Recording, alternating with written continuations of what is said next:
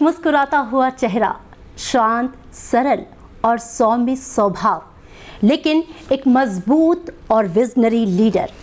जी हाँ, मैं बात कर रही हूँ नन ऑफ देम केंद्रीय मंत्री श्री गंगापुरम किशन रेड्डी जी की।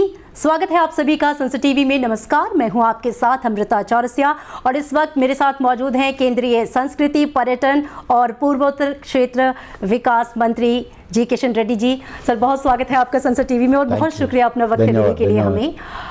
सबसे पहला सवाल थोड़ा सा पर्सनल है। लोग आपको किशन अन्ना कहते हैं, क्यों कहते हैं किशन अन्ना, और ये किशन अन्ना कौन है? ये नाम आपको कैसे मिला?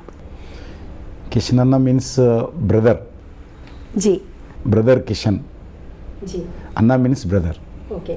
बहुत प्यार से बोलते हैं। मैं जब 1980 में 10th क्लास में पढ़ता था, जब से लेके आज तक लगातार मैं पार्टी में काम कर रहा हूँ और फुल टाइम काम किया हूँ। पार्टी ऑफिस में लगभग 16 इयर्स में पार्टी ऑफिस में रह के पार्टी का काम किया हूँ और उसके बाद जैसा अलग अलग जिम्मेदारी निभाया हूँ कार्यकर्ताओं के बीच में। मैं क्योंकि I came from agriculture family, also मैं किसान का परिवार से आया हूँ, मिडिल क्लास फैमिली है और कार्यकर्ताओं के बीच में काम करते पार्टी ने इतना बड़ा जिम्मेदारी आज दिया है।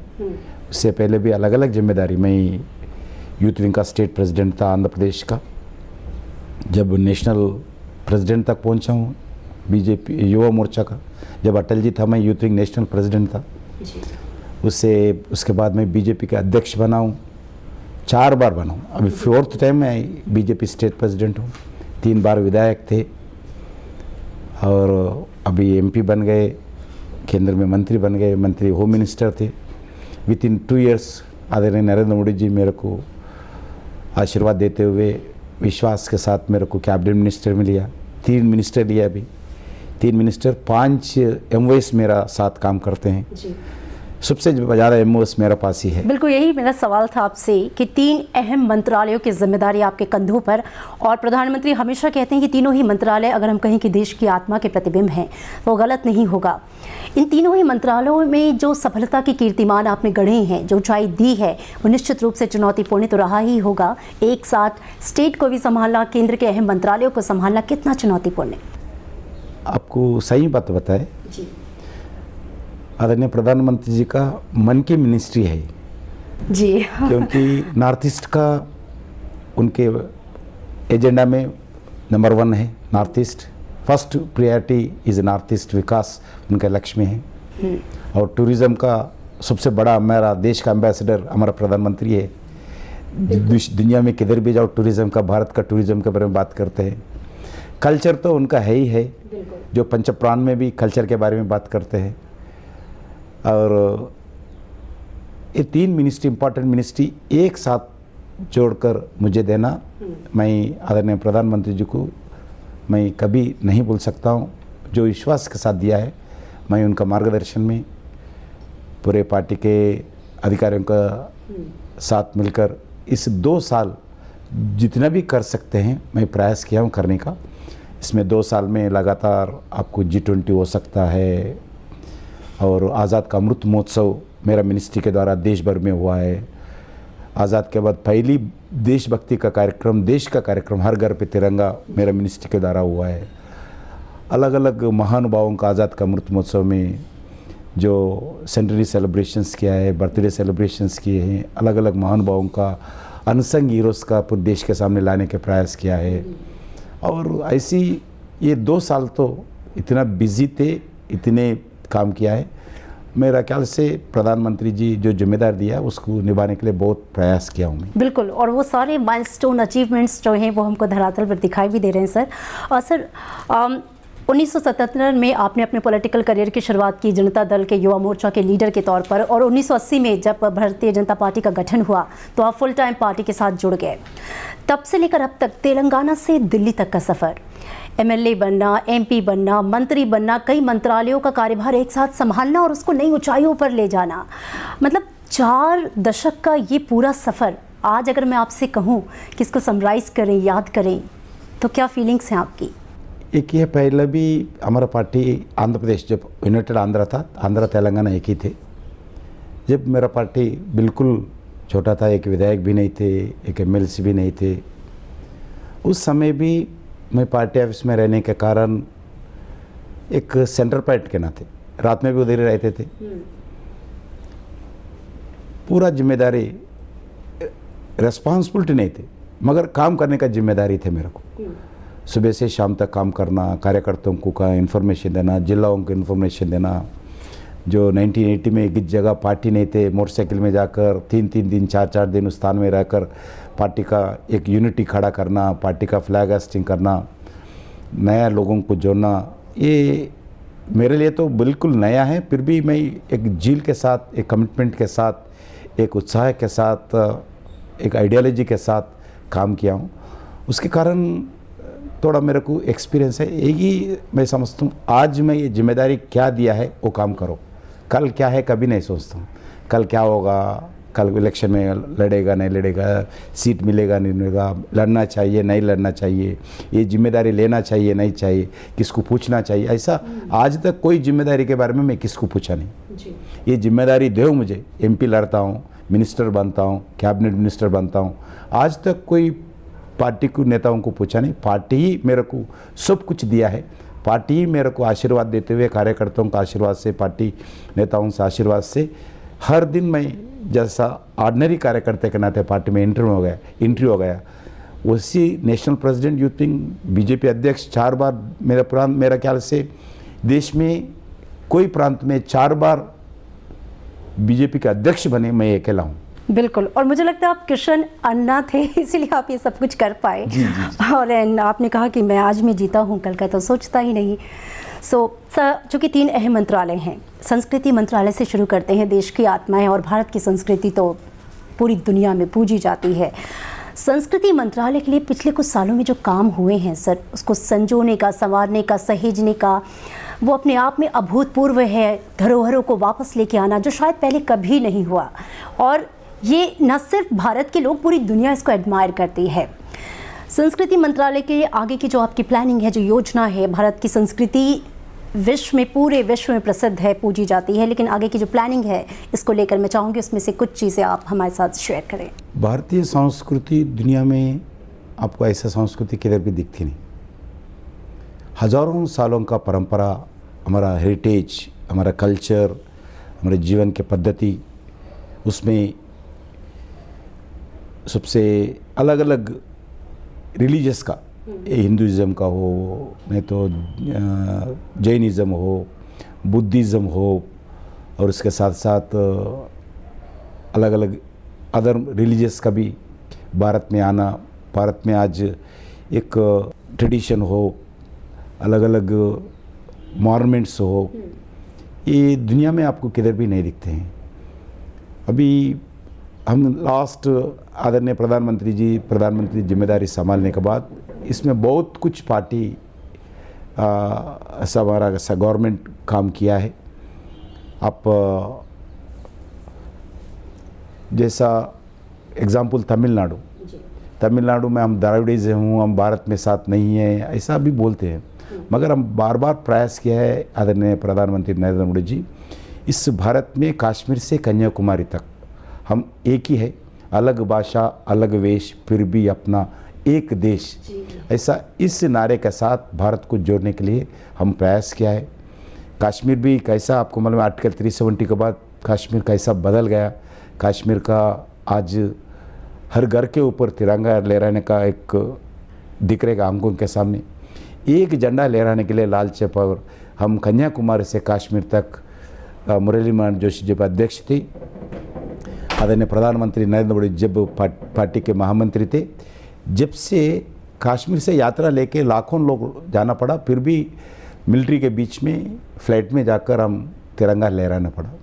मगर आज लाल चौक पे जाओ, किधर भी देखो तिरंगा ही तिरंगा दिखता है, हर घर तिरंगा दिखता है, गांव-गांव में तिरंगा दिखता है। जिस दीवार उनके ऊपर आप इंडियन डक्स गो बैक ऐसा लिखने वाले, we are Indians, we are Hindustani, ऐसा आज हर घर में रिलीजियस से उठ के बताते हैं।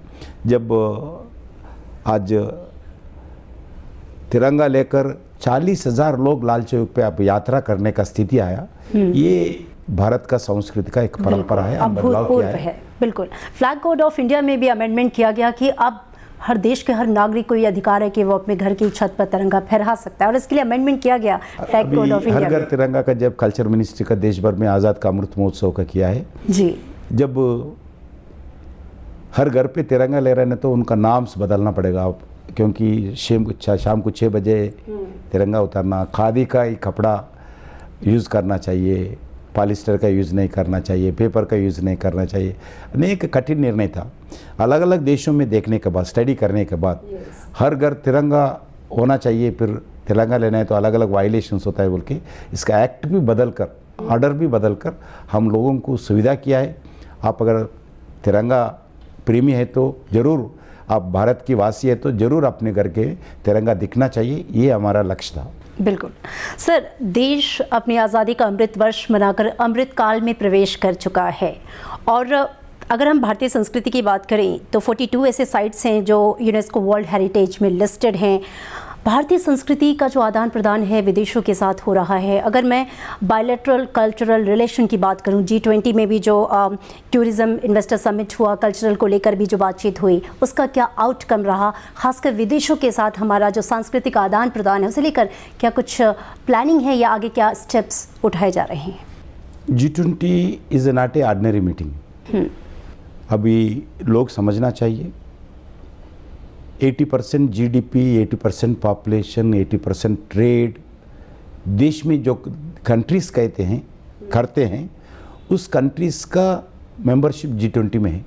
उसके अलावा हम 10 कंट्रीज़ को अलग बुलाया, लगभग 29 कंट्रीज़ G20 में, स्पेशल यूनिटी के नाते 10 कंट्रीज़, G20 का 20 कंट्रीज़, टोटल 30 देशों का ऑर्डिनरी एक एडमिनिस्ट्रेटर से लेकर उसका राष्ट्रपति प्रधानमंत्री तक बुलाए। इस देश का जो क्रीम रहते हैं, ट्रेड हो, एडमिनिस्ट्रेटर हो, इलेक्टेड प्रेसिडेंट हो, इलेक्टेड प्राइम मिनिस्टर हो, ऐसे सभी लोगों को लगभग 200 मीटिंग्स देश भर में हुआ है। 56 सिटीज़ में, 56 जगह में ये मीटिंग्स हुआ है। यही है देश के इम्पॉर्टेंट, दुनिया के इम्पॉर्टेंट देश, क्योंकि 80% पॉपुलेशन इसमें से आते हैं। इसलिए ऐसे लोगों के बीच में भारत का संस्कृति, भारत का परंपरा, भारत का हेरिटेज, भारत का टूरिस्ट डेस्टिनेशन, भारत का संगीत, भारत का नाट्य, भारत का नृत्य, भारत का म्यूज़िक, ऐसे बताने का एक मौका मिला है भारत को। इसलिए पहले G20 जिस देश में हुआ था उस देशों में सिर्फ नेशनल कैपिटल में होता था, हम बदल कर नेशनल कैपिटल में नहीं होना चाहिए। भारत का संस्कृति, भारत का जीवन, कल्चर जिधर इधर है सभी जगह ले जाना चाहिए। ऐसा 56 सिटीज़ में इसको एलाबरेट करके, वाइडनिंग करके हम इस मीटिंग्स किया है, 200 मीटिंग्स। इसके द्वारा अगर कोई लाभ मिला है, मेरा मिनिस्ट्री को लाभ मिला है, क्योंकि मेरा कल्चर बताना पड़ेगा, बता चुका हूँ। मेरा नृत्य, मेरा डांस, मेरा कलाकारों का प्रदर्शन, मेरा पद्मश्री अवार्डीज का, जो हमारा ट्राइबल का, अलग अलग प्रांतों का, साउथ नॉर्थ सभी प्रांतों का एक हमारे कलाओं का प्रदर्शन करने का मौका मिला। हमारा टूरिस्ट डेस्टिनेशन जितना भी है, एक मीटिंग में अगर हैदराबाद में 4-5 मीटिंग हुआ, इस 4-5 मीटिंग में जितने भी विदेशों के डेलीगेट्स है, पूरे आजू बाजू का पूरे टूरिस्ट डेस्टिनेशन बताना पड़ा। इस सब जो भी आया, जो भी डेलीगेट आया एयरपोर्ट से लेकर, जैसा फ्लाइट उतरते ही हमारा नृत्य के द्वारा, हमारा सॉन्ग्स के द्वारा उनको स्वागत किया गया।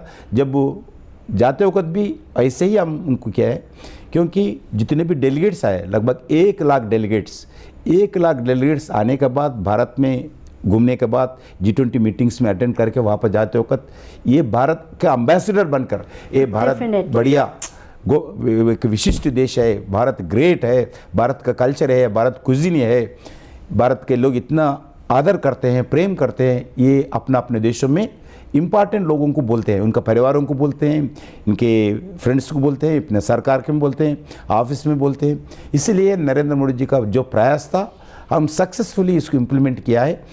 अब 1 लाख एम्बेसडर दुनिया में भारत के लिए अच्छे बात बोलने वाले आके गए। जितने आते वक्त अलग अलग देशों के अलग अलग कारण भारत को विरोध करने वाला भी, भारत के जो इमेज है, इमेज को एक्सेप्ट करने को तैयार नहीं थे वो लोग। ऐसे डेलीगेट्स जाते वक्त भारत का नेतृत्व एक्सेप्ट करते हुए, भारत का प्रेम, भारत का लोगों का कला कल्चर देखने के बाद सब भी mesmerized करके वापस चले गए। और उन्होंने देखा कि जो अतिथि देवो भरम परंपरा जो है हमारे देश की वो क्या कहती है।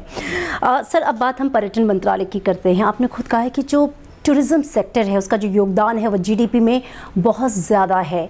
इकॉनमी को बूस्ट करने में पर्यटन क्षेत्र जो है वो बहुत अहम भूमिका निभा सकता है।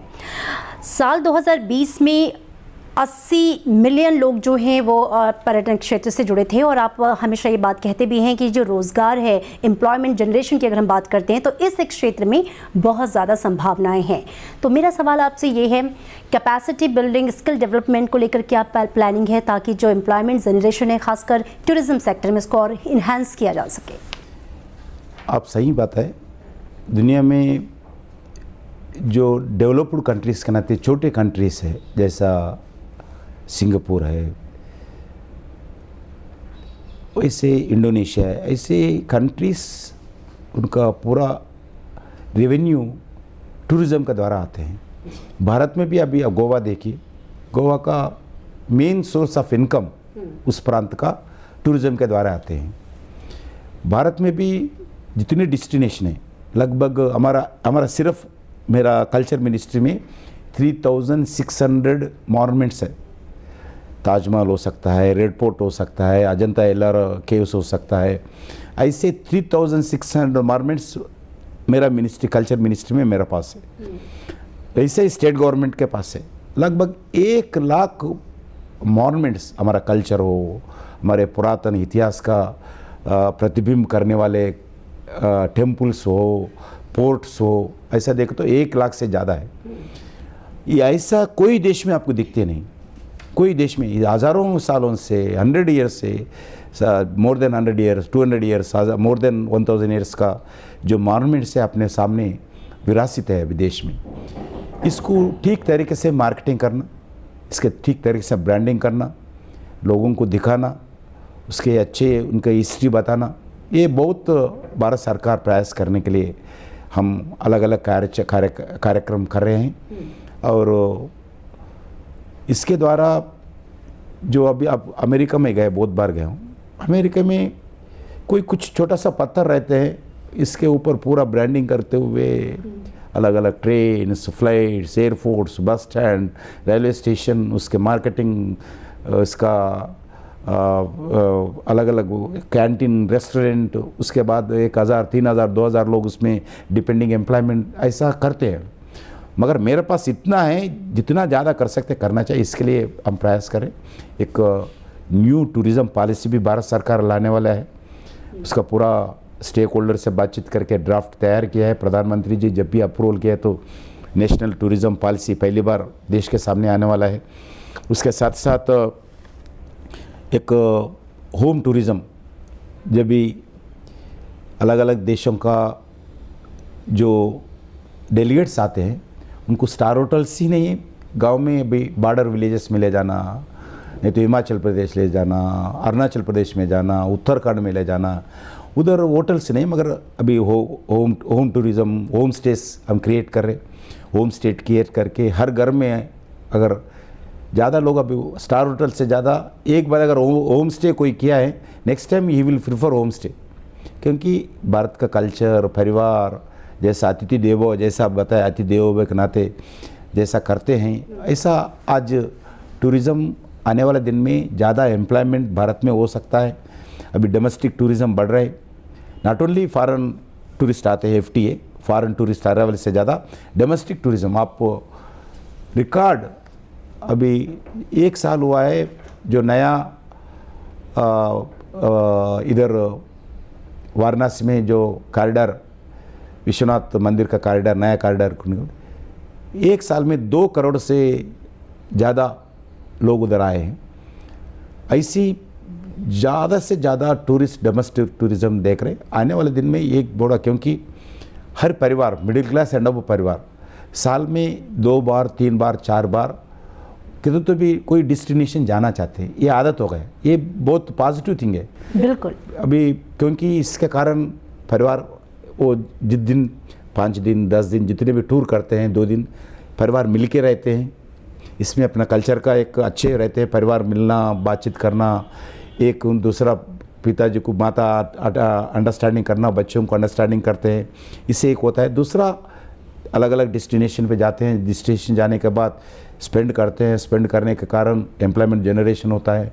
और आप लोग ने जो योजना भी चलाई, देखो अपना देश स्वदेश दर्शन प्रसाद योजना और तमाम जो सर्किट्स हैं जो भारत के कल्चर को इलैबोरेट करते हैं, वो माइलस्टोन रहे हैं कहीं ना कहीं। बिल्कुल बिल्कुल। एक आने वाले दिन में भारत बड़ा टूरिस्ट डेस्टिनेशन दुनिया का, हमारा यही लक्ष्य है। जब 2028 तक दुनिया का नंबर 1 टूरिज्म डेस्टिनेशन भारत बनना चाहिए, इसका प्रयास चल रहा है। बिल्कुल सर, लोकसभा में एक प्रश्न के लिखित जवाब में आपने कहा था कि इस साल अक्टूबर तक जो विदेशी पर्यटक हैं 7.2 मिलियन भारत आए, जो कि पैंडेमिक के बाद एक बड़ा उछाल था। आपने ये भी कहा था कि 2024 तक कोरोना के बाद उसके जो झटके हमें लगे हैं, खासकर टूरिज्म सेक्टर को सबसे बड़ा झटका लगा था, वी ऑल नो, उससे हम उबर जाएंगे। मेरा सवाल ये है कि लक्ष्य के कितने करीब आ चुके हैं हम, और पोस्ट पैंडेमिक के बाद चूँकि हम देख रहे हैं स्थिति बहुत तेज़ी से और बहुत अच्छी तरीके से सुधर रही है, तस्वीर बहुत सुंदर नज़र आ रही है, तो इसके लिए और क्या प्रयास किए जा रहे हैं? अब जब कोरोना के कारण नॉट ओनली इंडिया, भारत ही नहीं दुनिया के सभी देश, उसमें अलग अलग देश अलग अलग सेक्टर में इफ़ेक्ट हो गए। सबसे ज़्यादा सेक्टर हमारा टूरिज़्म के सेक्टर सारी दुनिया में इफ़ेक्ट हुआ है। ट्रेन्स बंद थे, एयरपोर्ट्स बंद थे, रेलवे स्टेशंस बंद थे, बसेस बंद थे, शॉपिंग बंद थे, टूरिस्ट डेस्टिनेशन क्लोज हुआ है। उसके कारण मेरे ख्याल से भारत भी बहुत बड़ा कोरोना का शिकारी बने। टूरिस्ट सेक्टर, होटल्स में काम करने वाले, हॉस्पिटैलिटी सेक्टर में काम करने वाले जितने भी एम्प्लॉइज़ थे बेरोज़गार हो गए, उनका काम चले गए। अभी हम प्रयास किया, अभी डोमेस्टिक टूरिज़्म जब कोरोना पहले से जितना थे ऑलमोस्ट 95% हम रीच हो गए, और ज़्यादा भी कुछ जगह आप जैसे मैं वाराणसी बताया, अभी कश्मीर भी, जम्मू कश्मीर में पहली बार कोरोना के बाद आर्टिकल 370 हटाने के बाद एक इंटरनेशनल 40 साल के बाद इंटरनेशनल कॉन्फ्रेंस, 40 साल के बाद श्रीनगर में इंटरनेशनल कॉन्फ्रेंस हुआ। क्यों जितने भी इंटरनेशनल अलग देश कश्मीर के बारे में गलत प्रचार करते थे, पुलिस मिलिट्री लगाकर ये लोग लगातार इस 40 साल में जोर जबरदस्ती से कश्मीर को आक्रमण किया है। भारत ऐसा एक माहौल था जब से थे 1948 से था ये वातावरण, मगर आज आर्टिकल 370 हटाने के बाद जम्मू कश्मीर का जनता जोर जबरदस्ती से भारत के साथ नहीं है, वो स्वयं वो हिंदुस्तानी है, वो स्वयं इंडियंस है, ये भारत का अंतर्गत है। ऐसा एक वातावरण दुनिया के सामने एक पिक्चर चले गए।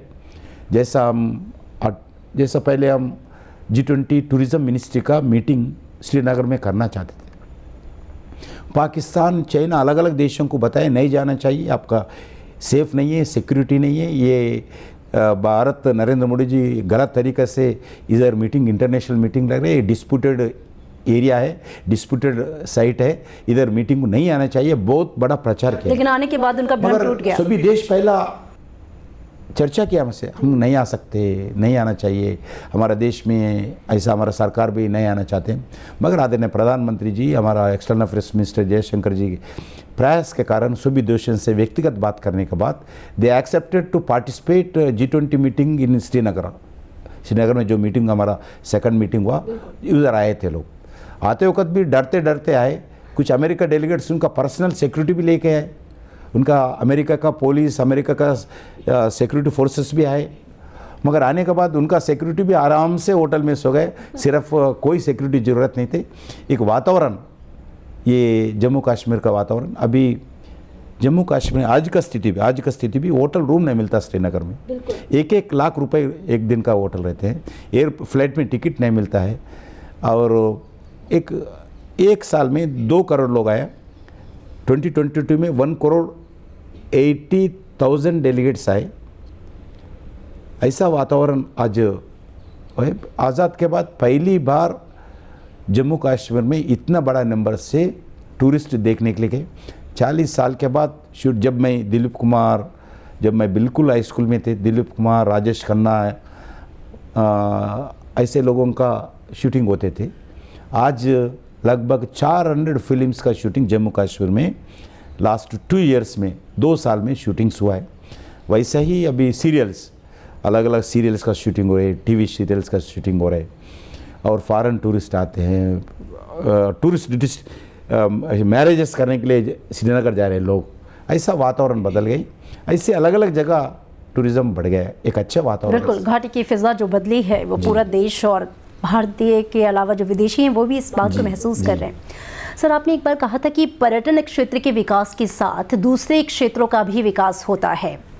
तो अगर मैं टूरिज्म इंफ्रास्ट्रक्चर डेवलपमेंट की बात करूं तो इस दिशा में क्या प्रयास हो रहे हैं, और टूरिज्म मिनिस्ट्री दूसरी मिनिस्ट्रीज़ के साथ मिलकर कैसे कोलैबोरेट कर रही है, क्योंकि पर्यटन का विकास अगर हो रहा है तो बाकी क्षेत्र भी आगे बढ़ रहे हैं, आपने ही कहा था। अब मैं बताना चाहता हूँ, हम एक नया कॉन्सेप्ट आदरणीय प्रधानमंत्री जी हमारे को बताए, सिर्फ आपका टूरिज़्म का मिनिस्ट्री काम करे तो कुछ नहीं हो सकता है। अब एक टूरिस्ट डेस्टिनेशन डेवलप किया है, मगर उधर रोड चाहिए, उधर कम्युनिकेशन चाहिए, उधर टैक्सी आना चाहिए, बस आना चाहिए, फ्लाइट रहना चाहिए, कनेक्टिविटी, ट्रेन रहना चाहिए, और अच्छे वातावरण रहना चाहिए, अच्छे कैंटीन होना चाहिए। इसके लिए आदरणीय प्रधानमंत्री जी होल ऑफ गवर्नमेंट अप्रोच के नाते टूरिज़्म, सिविल एविएशन, रेलवे और national highway authority ministry, MOT minister of transport, coal ministry, coal and mining ministry, जितने भी जो माइंस रहते हैं, कोल माइंस, एक माइनिंग होने के बाद जो ओपन माइंस रहते हैं, कुछ अंडरग्राउंड माइंस रहते हैं, उसको दिखाने के लिए हम टूरिज़्म का कॉन्सेप्ट डेवलप कर रहे हैं। अभी जो अलग अलग माइंस रहते हैं, उसको कुछ जगह बरसात आने के बाद पूरा पानी आ जाते हैं, उसमें वाटर गेम्स डेवलप करना, उसके फिशरीज डेवलप करना, उसके साथ कैंटीन रेस्टोरेंट डेवलप करना, लोगों को बताना जो कोल माइंस पहले कैसे थे, अभी कैसे है, उसको अलग अलग ऐसी सभी जगह फ्लाइट्स कैसे रहना चाहिए, फ्लाइट्स कौन से समय पे होना चाहिए, और सभी ASI tourism and archaeology survey of India, culture ministry दोनों मिलकर कैसा करना चाहिए, डोनर मिनिस्ट्री नॉर्थ ईस्ट विकास के संबंधित कैसा करना चाहिए, नया एयरपोर्ट कैसा होना चाहिए, नया एलिपैड्स कैसा होना चाहिए, एली टैक्सेस कैसा डेवलप करना चाहिए, सभी मिलकर होल ऑफ गवर्नमेंट अप्रोच नाते भारत सरकार नरेंद्र मोदी जी के नेतृत्व काम का अच्छा शुरुआत हुआ है।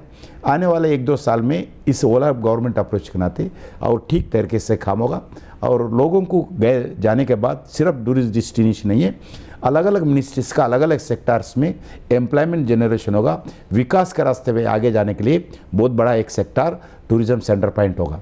बिल्कुल, और टूरिज्म के साथ साथ पूरे अलग अलग सेक्टर्स और उनके साथ साथ पूरा देश जो है वो विकास के पथ पर अग्रसर होगा। एक कम इन्वेस्टमेंट में ज़्यादा रोजगार देने का sector tourism and hospitality. 1 lakh employment, 1 lakh investment अगर कोई गांव में अगर कोई किया है, 10 लोगों का, वो टैक्सी चलाने वाले हो, चाय देने वाले हो, सावनीर बेचने वाले हो, और कुछ कल्चर बताने वाला हो, ऐसा 10 लोगों का एम्प्लॉयमेंट, 1 लाख इन्वेस्टमेंट से 10 लोगों का रोज़गार मिलता है इस डिपार्टमेंट में। ये इंटरनेशनल स्टडी है, मेरा स्टडी नहीं, इंटरनेशनल लेवल पे। इसलिए कम इन्वेस्टमेंट में ज़्यादा रोज़गार देने का सेक्टर जो है वो एम्प्लॉयमेंट देने का सेक्टर, ये टूरिज़्म सेक्टर है सारी दुनिया में। सर, आप लगातार राज्यों के जो टूरिज़्म या कल्चरल मिनिस्टर के साथ बातचीत करते रहते हैं। टूरिज़्म इंफॉर्मेशन सेंटर जो राज्यों में बनाने के लिए बातचीत चल रही है, उसको लेकर राज्यों के साथ कैसे कोऑर्डिनेट किया जा रहा है, उसको लेकर क्या कुछ प्लानिंग है? अभी बिल्कुल सभी स्टेट गवर्नमेंट के साथ मिलके काम करना है, क्योंकि Bharat all of government approach के नाते गवर्नमेंट ऑफ इंडिया मिनिस्ट्रीज़, और क्योंकि मैं एक इम्पॉर्टेंट विषय बताना चाहता हूँ, मेरा गवर्नमेंट ऑफ इंडिया का ए से archaeology survey of India monuments छोड़कर टूरिज्म मिनिस्ट्री का कोई साइट्स नहीं है, एक भी साइट नहीं, पूरा स्टेट गवर्नमेंट ही डेवलप करते हैं। हम स्टेट गवर्नमेंट को फाइनेंस करते हैं, वही तय करते हैं, वही DPR बनाते हैं, वही एग्जीक्यूट करते हैं, वही मेंटेन करते हैं। पूरा डेस्टिनेशंस गवर्नमेंट ऑफ इंडिया का कुछ नहीं, एक्सेप्ट ASI 3600 मॉन्यूमेंट्स मेरा कल्चर मिनिस्ट्री का है, टूरिज्म मिनिस्ट्री का भी नहीं है। मगर जितने भी टूरिस्ट डेस्टिनेशन है वो स्टेट गवर्नमेंट का है, वही लोग मेंटेन करते हैं। इसलिए उनसे बातचीत करना, संपर्क रखना, पॉलिसीज तय करना, अलग अलग होम टूरिज़्म का पॉलिसी, होम स्टे का पॉलिसीज क्या होना चाहिए, आर्कियोलॉजी टूरिज़्म का पॉलिसीज क्या होना चाहिए, ग्रीन टूरिज़्म के क्या होना चाहिए, ऐसी अलग अलग हेरिटेज टूरिज़्म कैसा होना चाहिए, टेम्पल टूरिज़्म कैसा होना चाहिए, कल्चरल फेस्टिवल्स कैसा होना चाहिए, भारत सरकार का जो अलग अलग देशों का, अलग अलग प्रांतों का टूरिज़्म कैसा है, कंपेयर करके हमारा देश में कैसा टूरिज़्म डेवलप करना, उसका एक लगातार स्टेट गवर्नमेंट से संपर्क करते रहते हैं। स्टेट गवर्नमेंट्स भी आजकल एक भारत सरकार के साथ मिलके काम करने के लिए बहुत डेडिकेशन के साथ और कमिटमेंट के साथ आगे आ रहे हैं पहली बार। सर, विकास भी और विरासत भी, ग्रीन टूरिज़्म, डिजिटल टूरिज़्म पे बहुत ज़्यादा जोर है और आपने अभी जिक्र किया नेशनल टूरिज़्म पॉलिसी का। मैं जानना चाहूँगी इसमें क्या कुछ नया है, क्या कुछ खास है, और जो लक्ष्य है 2030 तक भारत को विश्व के 5 शीर्ष पर्यटन केंद्रों में शामिल करना, उसको लेकर क्या प्लानिंग चल रही है? अभी भारत सरकार अलग अलग देशों में बातचीत करते हुए, अलग अलग देशों को देखते हुए, उसके देश में क्या कंपटीशन हो रहे है टूरिज़्म डेस्टिनेशन से, भारत में कैसा होना चाहिए, ये काम करते हुए एक एक्शन प्लान नरेंद्र मोदी जी के नेतृत्व में बना रहे। एक 50 डेस्टिनेशंस विकास करने के लिए प्रयास कर रहे। अभी देश में स्टेट से चर्चा करके अभी स्वदेशी दर्शन में लगभग 76 टूरिस्ट डेस्टिनेशन विकास करने का एक्शन प्लान करके 100% फाइनेंस गवर्नमेंट ऑफ इंडिया कर रहे। वैसे ही जितने भी टेम्पल्स है, जितने भी प्रेयर सेंटर्स है अलग अलग रिलीजियस का, उसमें भी सिलेक्ट करके प्रसाद स्कीम के द्वारा, वो क्रिश्चियनिज़म का हो, इस्लाम का हो, हिंदुज़म का हो, जैनिज़म का हो, बुद्धिज़्म का हो, उस डेस्टिनेशंस पे विकास करने के लिए प्रयास करें। सबसे ज़्यादा बुद्धिज़्म का, क्योंकि बुद्धिज़्म का अलग अलग देशों में, भारत बुद्धिज़्म का सेंटर है, बुद्धिज़्म का जन्म स्थान है, गौतम बुद्ध का जन्म स्थान है, इसीलिए सभी लोग भारत को आना चाहते हैं। चाइना से लेके, जापान से लेके, वियतनाम से लेके, मंगोलिया से लेके, अलग अलग देशों का। इसीलिए बुद्धिज़्म जितने भी टूरिस्ट डेस्टिनेशन है उनका बुद्धिज़्म जो भगवान बुद्ध जिधर जिधर गए हैं उस प्रांतों को विकास करने के लिए हम बहुत प्रयास कर रहे हैं। अभी 3 यूनिवर्सिटीज़ है बुद्धिज़्म का हमारे पास, उस यूनिवर्सिटीज़ हमारा कल्चर मिनिस्ट्री के अंदर ही है, मैं चांसलर हूँ उस मिनिस्ट्रीज़ का।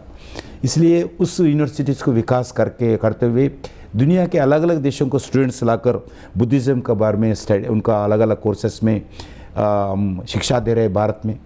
ये आने वाले दिन में भारत दुनिया का एक बड़ा डेस्टिनेशन बुद्धिज़्म का भी होने वाला है। और हम रेलवे के द्वारा सभी डेस्टिनेशंस को जोड़ते हुए सर्किट्स बनाकर, जितने भी एक ट्रेन में अगर इधर बैठे तो पूरा भारत के जितने भी बुद्धिज़्म का स्थान है वो घूम के ट्रेन इधर ही आएंगे। अंबेडकर सर्किट के नाम पर, बुद्धिज़्म सर्किट के नाम पर, रामायण सर्किट के नाम पर, कृष्णा सर्किट के नाम पर हम पूरे देश भर में स्पेशल ट्रेन्स घुमा के, क्योंकि मैं बुद्धिज़्म का हूँ, मगर नहीं तो मैं अंबेडकर का जन्मस्थान जो 5 तीर्थ है देखने का चाहता हूँ। जन्मस्थान हो जो जिधर स्टडी किया है, जिधर संघर्ष किया है, जिधर अंतिम संस्कार हुआ है, उसी स्थानों को विकास किया है नरेंद्र मोदी जी, उसका 5 तीर्थ बोलते हैं। उस स्थानों को देखना चाहते हैं, मगर मेरा से नहीं हो सकता है। इसलिए एक ट्रेन में अगर बैठ गए तो पूरा जिम्मेदारी भारत सरकार लेकर, रेलवे मिनिस्टर लेकर, एक बात अगर ट्रेन में बैठने के बाद फिर 5 तीर्थ बता के फिर ला के बताना मेरा जिम्मेदारी। जैसा रामायण सर्किट है, जितने भी भगवान राम का जन्मस्थान का हो, रामायण का अलग अलग टेम्पल्स हो, अयोध्या से लेके फिर अयोध्या तक एक सर्किट घुमाकर फिर ला के जाएंगे। ऐसे हम अलग अलग टूरिज़्म विकास करने के लिए अलग अलग प्रयास कर रहे हैं। रेलवे मिनिस्ट्री के साथ मिलकर, स्टेट गवर्नमेंट से मिलकर प्रयास करें। आने वाले दिन में ये दुनिया में बड़ा डेस्टिनेशन ये होगा। बिल्कुल सर, आपके पास चूँकि पूर्वोत्तर राज्यों के विकास की भी जिम्मेदारी है और हमने देखा है कि विकास की धारा में या पूर्वोत्तर राज्य जिस तरह से पिछड़े हुए थे, लेकिन पिछले कुछ सालों में तस्वीर एकदम बदल चुकी है और जो परिवर्तन दिख रहा है वो अभूतपूर्व है। चाहे वो लुक ईस्ट पॉलिसी हो, पीएम डिवाइन स्कीम हो, या यूएनडीपी के साथ जो हाल में ही समझौता हुआ है। लुक ईस्ट पूर्वोत्तर राज्यों के लिए प्रधानमंत्री, जैसा कि आपने कहा कि बहुत उनके दिल के करीब है, और आपकी भी, किस दिशा में आप लोग आगे बढ़ रहे हैं? पहले नॉर्थ ईस्ट में विकास नहीं होता था, कारण उनका अलग अलग रीजंस है जी। भारत सरकार नेग्लेक्ट करते थे इसको, उसके साथ साथ अलग अलग इंसर्जेंसी ग्रुप्स एक एक महीना आंदोलन करते थे, रोड ब्लॉकेड करते थे, और कोई ट्रक नहीं जाते थे, कनेक्टिविटी नहीं थे, ना रोड था। मैं भी जब यूथ विंग के नाते घूमते थे, मैं नॉर्थ ईस्ट में जाता था जब youth wing all India general secretary president के नाते, एक कैपिटल से दूसरे कैपिटल जाने के लिए 12-12 घंटा बस में बैठते थे। 12 घंटा, आज बैठे तो कल रात को 10 बजे 12 बजे जाते थे। कब पहुँचते पता नहीं, क्या होता पता नहीं, ये स्थिति थी। क्योंकि रोड कनेक्टिविटी नहीं था, एयर कनेक्टिविटी नहीं था, ट्रेन कनेक्टिविटी नहीं था, वाटरवे कनेक्टिविटी नहीं था।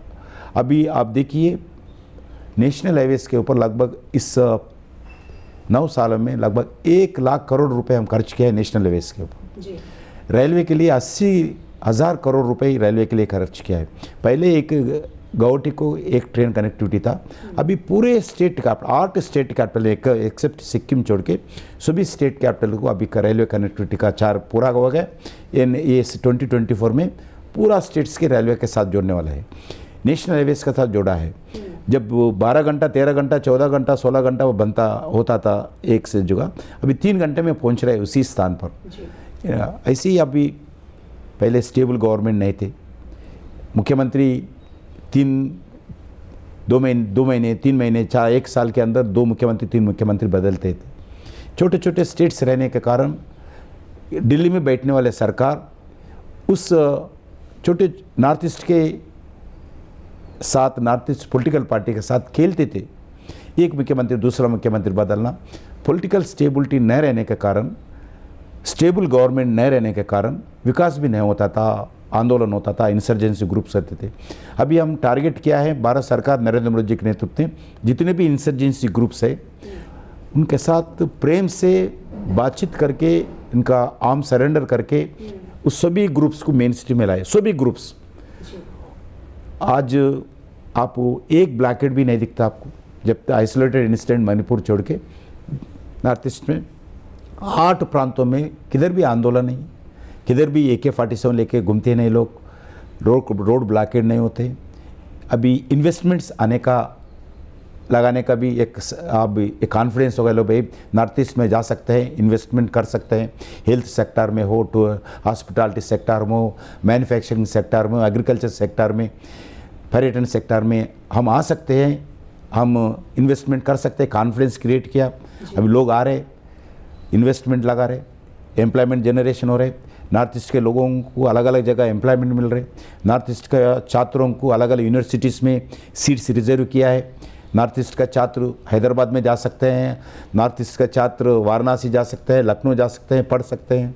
एक इनको विश्वास दिया है, नहीं तो नॉर्थ ईस्ट वालों को पहले अपमान करते थे लोग। नरेंद्र मोदी जी आने के बाद मैं बताना चाहता हूँ, इस 10 साल में more than 60 times prime minister north east में विजिट किया है।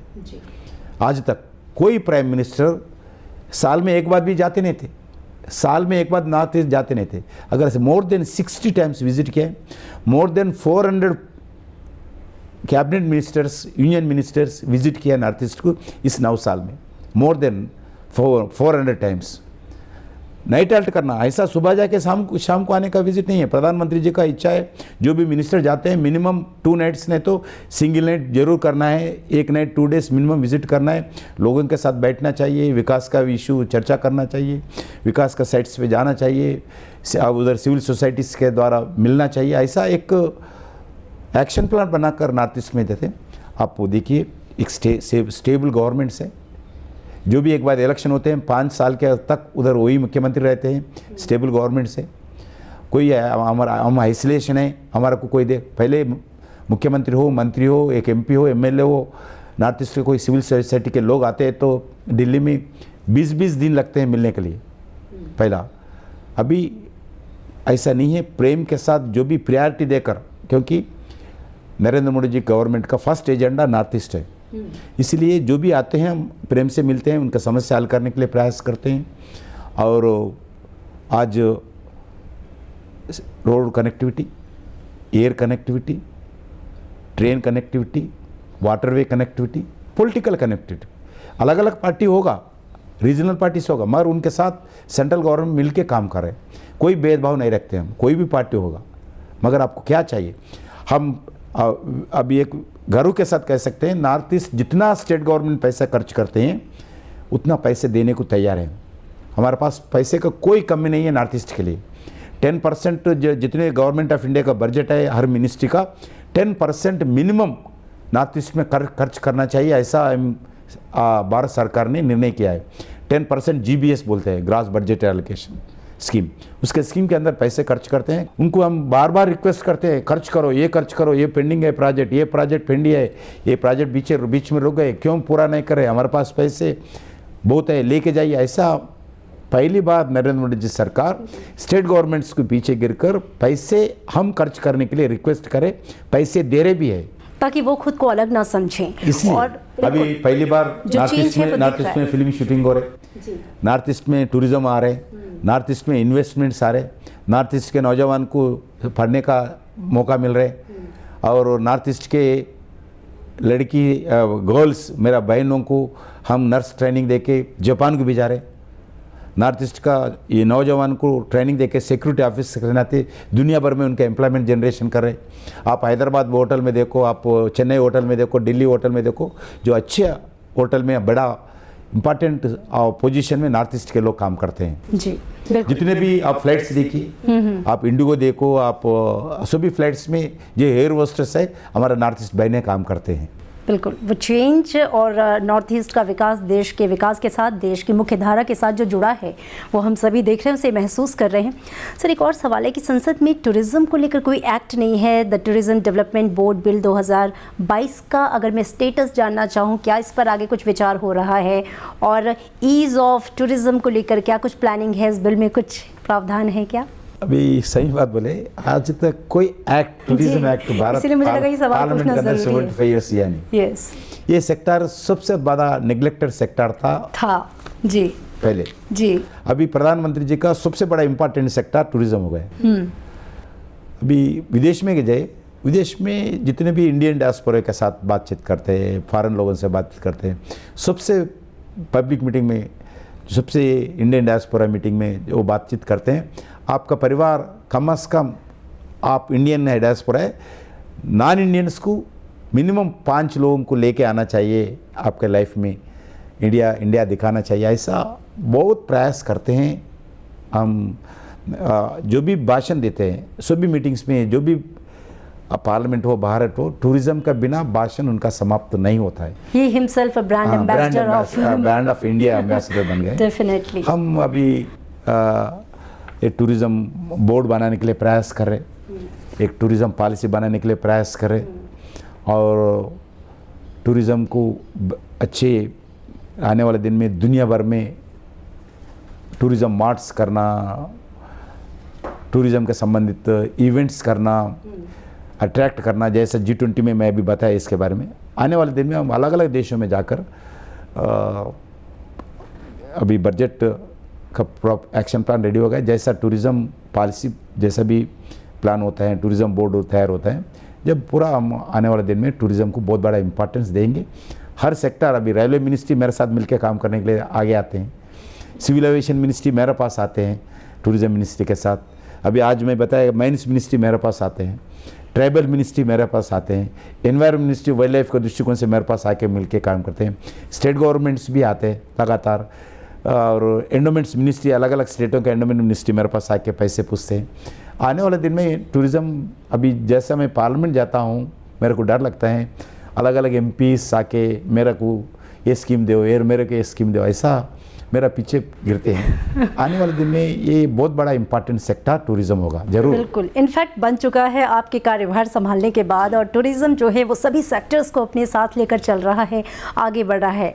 प्रधानमंत्री का भी सपना और हम सभी का आपका सपना है भारत को 2047 तक विकसित राष्ट्र बनाने के लक्ष्य की ओर हम सभी अग्रसर हो चुके हैं। और आपके पास 3 अहम मंत्रालय, संस्कृति, पर्यटन, पूर्वोत्तर क्षेत्र विकास। प्राथमिकताएं क्या होंगी इस विकसित राष्ट्र बनाने के लक्ष्य को लेकर? 2047 जब हम 100 ईयर्स का इंडिपेंडेंट सेलिब्रेशंस करते हैं, आज़ाद का जो सेलिब्रेशंस करने वाले, वो समय हमारे लिए एक विकसित भारत होना चाहिए। अभी हम जो डेवलप्ड कंट्रीज है, उस कंट्रीज भी हम डोमिनेट करते हैं नरेंद्र मोदी जी के कारण। पहला वो नहीं थे। डेवलप्ड कंट्रीज़ भी हमारे पास आके हमारे साथ बैठ के हमारा साथ मिलके काम करने के लिए आते हैं। पहले तो हम नेग्लेक्ट करते थे, अनडेवलप्ड कंट्री है, बेरोज़गार है, भिखारी है, पैसे पूछते हैं, लोन पूछते हैं, इनके पास कोई डिसिप्लिन नहीं है, इनके पास कोई कल्चर नहीं है, ऐसे बोलने वाले कंट्रीज़ भी आज भारत को एक रेस्पेक्टेबल इमेज के साथ देखते हैं मोदी जी के कारण। पहले अभी भारत में नरेंद्र मोदी जी का लक्ष्य है हम 2047 में डेवलपिंग कंट्री नहीं, डेवलप्ड कंट्री होना चाहिए। उनका कारण भी बताते हैं।